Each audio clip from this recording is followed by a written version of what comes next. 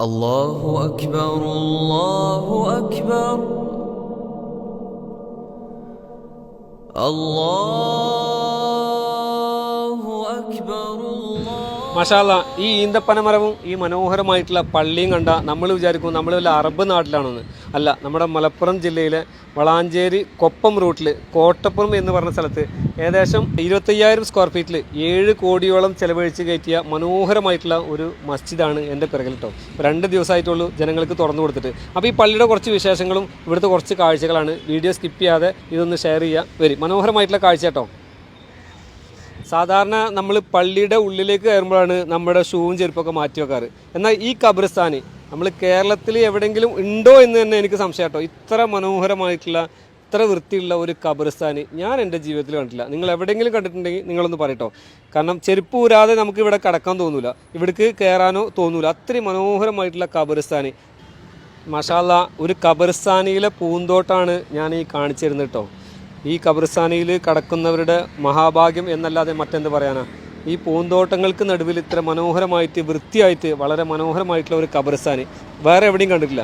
അപ്പോൾ ഇതൊന്നും നിങ്ങളെ കാണിക്കാൻ വേണ്ടിയിട്ടാണ് ഇങ്ങനെ ഒരു വീഡിയോ എടുക്കുന്നത്. അടിപൊളി പൂന്തോട്ടം, നല്ല ഗാർഡനൊക്കെ രൂപത്തിൽ എല്ലാ സൈഡിലും പൂന്തോട്ടങ്ങളൊക്കെ ഉള്ള മനോഹരമായിട്ടുള്ള ഒരു ഖബർസ്ഥാന്. أشهد أن لا إله إلا الله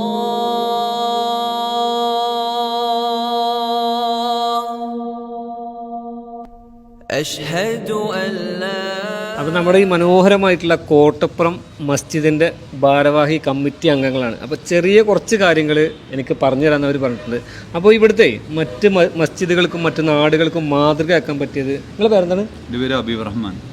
ഈ പള്ളിയുടെ ജനറൽ സെക്രട്ടറിയാണ്. അപ്പോൾ മറ്റുള്ള നാടുകൾക്ക് അനുകരിക്കാൻ പറ്റുന്ന പള്ളി കയറ്റുന്നവർക്കൊക്കെ ശ്രദ്ധിക്കേണ്ട കുറച്ച് കാര്യങ്ങൾ നിങ്ങൾ മറ്റുള്ളവർക്ക് പറഞ്ഞു കൊടുക്കാൻ നിങ്ങൾക്ക് എന്താണ് ഒരു അഡ്വൈസ് ഉള്ളത്?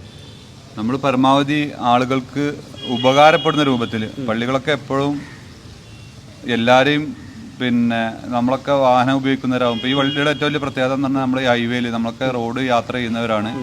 അപ്പോൾ വാഹനങ്ങൾ ഇപ്പോൾ ഉള്ളിൽ തന്നെ വണ്ടി പാർക്കിംഗ് ഉണ്ട്, മുകളിലുണ്ട്. ഏകദേശം ഒരു 100ഓളം വാഹനങ്ങൾക്ക് നമ്മളിവിടെ പാർക്കിംഗ് സൗകര്യം ഒരുക്കിയിട്ടുണ്ട്. അതുപോലെ തന്നെ സ്ത്രീകൾക്കുള്ള ഒരു നിസ്കാര ഹാള്, അവർക്കുള്ള ഒരു ഫീഡിംഗ് റൂം, ഭക്ഷണങ്ങളൊക്കെ പണി നടന്നുകൊണ്ടിരിക്കുന്നുണ്ട്.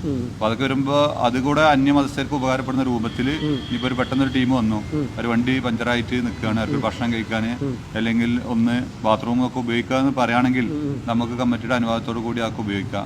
ഒന്നും പ്രയാസമില്ല. എല്ലാവർക്കും പരമാവധി ഉപകാരപ്പെടുന്ന കേന്ദ്രങ്ങളാവണം പള്ളികൾ എന്നുള്ളതാണ് ഞങ്ങളൊരു കൺസെപ്റ്റ് ഉള്ളത്. അതുപോലെ നമ്മൾ നിരവധി പള്ളികളിൽ കണ്ടിട്ടുണ്ട്, പള്ളികളിൽ ബാത്റൂമുകൾ അടച്ചിടല്. അതിൽ നിന്ന് വ്യത്യസ്തമായിട്ടുള്ളൊരു പള്ളിയാണ് നമ്മുടെ ഈ കോട്ടപ്പുറം ജുമാ മസ്ജിദ് കേട്ടോ. അപ്പോൾ ഇവിടെ ബാത്റൂമുകൾ ആളുകൾക്ക് വേണ്ടി തുറന്നു കൊടുക്കണം അല്ലേ? ഇപ്പൊ നമ്മൾ അതിന് യാതൊരു നിയന്ത്രണം വരുത്തുക, അതായത് മനുഷ്യന്റെ പ്രാഥമിക കാര്യങ്ങളിൽ പെട്ടതാണ് ബാത്റൂമിലൊക്കെ. പെട്ടെന്ന് മനുഷ്യന് ഏത് സാഹചര്യത്തിൽ പോകേണ്ടി വരും.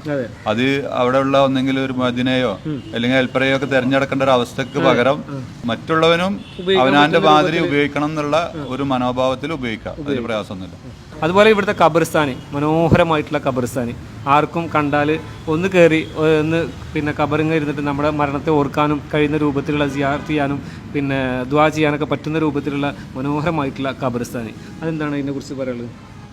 അതിന്റെ ഒരു കൺസെപ്റ്റ് എന്താ പറയുക, നമ്മൾ വിദേശ രാജ്യങ്ങളൊക്കെ പോയ കുറെ ആളുകൾ കഴിഞ്ഞ ഒരു 3-4 ജനറൽ ബോഡിക്ക് മുന്നേ മലേഷ്യയിലൊക്കെ പോയ ആളുകൾ പറഞ്ഞു, നമ്മൾ പള്ളിക്കാടുകൾ എപ്പോഴും നമ്മൾ പേടിപ്പെടുത്തുന്ന ഒരു രൂപത്തിൽ നിന്ന് പകരം അത് മനോഹരമാക്കി പുൽത്തകിട്ടൊക്കെ ആക്കി കഴിഞ്ഞാൽ എല്ലാവർക്കും സിയാറത്ത് ചെയ്യാനും ഒരു സ്നേഹം ഒന്നും കൂടെ കൂടും. നമുക്ക് അതൊരു വൃത്തി ഉള്ള സംവിധാനത്തിലേക്ക് മാറിക്കഴിഞ്ഞാൽ മറ്റേത് കാടും അതുപോലെ തന്നെ മറ്റു പാമ്പുകൾ അങ്ങനത്തെ ഒക്കെ ഉണ്ടാവാൻ സാധ്യതയുണ്ട്. ഇതൊക്കെ പുല്ലുകളൊക്കെ വെച്ച് മൂടി പിടിപ്പിച്ചാൽ പരമാവധി ആ ഖബറിൽ വരുന്നവർക്ക് ഒരു മനസ്സമാധാനവും ഒരു സമാധാനത്തിന്റെ ഒരു രൂപത്തിലേക്ക് വരുന്നുള്ളത് കമ്മിറ്റിയിൽ വന്ന ചർച്ചയുടെ അടിസ്ഥാനത്തിലാണ് ഇങ്ങനെയും മനോഹരമാക്കി മാറ്റിയിട്ടുള്ളത്. പിന്നെ ഈ ഖബർസ്ഥാനിയിൽ ഈ മഹലിലുള്ള ആളുകളെ മാത്രമല്ല കേട്ടോ, അത് എത്ര മഹലിൽ ഇങ്ങനെ ഈ ഇതുണ്ടെന്ന് എനിക്കറിയില്ല. ഈ മഹലിൽ പെടാത്ത ആളുകൾ എവിടെ മരണപ്പെട്ട ആരെ വേണമെങ്കിലും ഈ ഖബർസ്ഥാന് ഈ മസ്ജിദ് സ്വീകരിക്കും, ഇവിടെ മറവിയോ അല്ലേ? അതിൽ ഞങ്ങളൊരു ലക്ഷ്യം എന്താണെന്ന് പറഞ്ഞാൽ ഇവിടെ മെമ്പർഷിപ്പ് ഉള്ള കുടുംബങ്ങൾ മറ്റു ഭാഗങ്ങളിലേക്ക് മുന്നേ പോയിട്ടുണ്ടാവും. അപ്പോൾ അവര് വരുമ്പോൾ അവർക്ക് ചിലപ്പോൾ ആഗ്രഹങ്ങൾ ഉണ്ടാവും, സ്വന്തം ഉപ്പ എവിടെയാണ് ഉമ്മ എവിടെയാണ്. അപ്പോൾ ആ മഹലിന്റെ അംഗീകാരം ഉണ്ടെങ്കിൽ ഞങ്ങൾ ഇവിടെ സ്വീകരിക്കും. ആ മഹലിന്റെ ഒരു അംഗീകാര പത്രം നമുക്ക് തരണം. കമ്മിറ്റി ഇന്ന വീട്ടിൽ ഇന്ന ആൾ മരണപ്പെട്ടിട്ടുണ്ട്, അവരുടെ ആഗ്രഹപ്രകാരം അവിടെ മറിയാൻ താല്പര്യമുണ്ട്, നിങ്ങൾ സൗകര്യം ചെയ്തു കൊടുക്കണം എന്ന് പറഞ്ഞാൽ കമ്മിറ്റി അപ്പോൾ പിന്നെ അനുമതി കൊടുക്കാൻ കമ്മിറ്റി കൂടി തീരുമാനിച്ചിട്ടുണ്ട്. അല്ല, ഇവിടെ അന്യ സംസ്ഥാനത്തിലുള്ള ആളുകളെ മറവ് ചെയ്തിട്ടുണ്ടെന്ന് കേട്ടിട്ടുണ്ട്. അത് വളാഞ്ചേരിയിൽ വെച്ചിട്ട് ഒരു ആസാമി സഹോദരങ്ങൾ വേങ്ങരന്ന് വളാഞ്ചേരി വന്ന് തിരിച്ചു പോകുമ്പോൾ ഒരു ആക്സിഡന്റിൽ മൃതശരീരം ഛിന്നഭിന്നമായ ഒരു അവസരത്തിൽ ആ മയ്യത്ത് ആസാമിലെത്താൻ 3 ലക്ഷം രൂപ ചെലവും വരും. അപ്പോൾ അതിന് മയ്യത്ത് പിന്നെ കേടുവരാനൊക്കെ സാധ്യത ഉണ്ട് എന്നുള്ള ഇതിന്റെ അടിസ്ഥാനത്തിൽ പിന്നെ പോലീസുകാർ മഹല്ല് കമ്മിറ്റിയുമായി ബന്ധപ്പെട്ടു.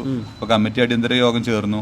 അപ്പോൾ നമ്മളെ മാതിരിയുള്ള ഒരു സഹോദരൻ എന്ന നിലയിൽ അവർക്ക് കമ്മിറ്റി കൂടി അവരെ ഞങ്ങളെ ചെലവിൽ മഹലിന്റെ ചെലവിലാണ് ഇവിടെ മറ ചെയ്ത് 2 ആളുകളും മറ ചെയ്തു. ഇതുകൊണ്ടൊക്കെയാണ് ഈ മഹലും ഈ നാടും ഒരുപാട് പ്രത്യേകതകൾ അർഹിക്കുന്നുണ്ട് എന്ന് പറഞ്ഞിട്ടോ.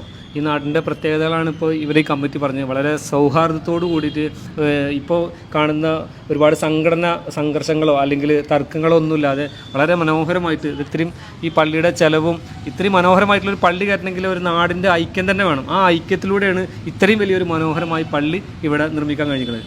എന്താണെങ്കിലും സന്തോഷം. പിന്നെ നമ്മൾ ഒരുപാട് പള്ളികളിൽ ഒരുപാട് നിയമാവലികളൊക്കെ അങ്ങനെ കാണുന്നുണ്ട്. നമ്മൾ നമസ്കാരം കഴിഞ്ഞാൽ ഫാൻ ഉപയോഗിക്കാൻ പാടില്ല, അങ്ങനെയൊക്കെ എന്തെങ്കിലും നിയമങ്ങളുണ്ട്? അങ്ങനത്തെ ഒരു റെസ്ട്രിക്ഷൻസ് ഇവിടെ ഇല്ല.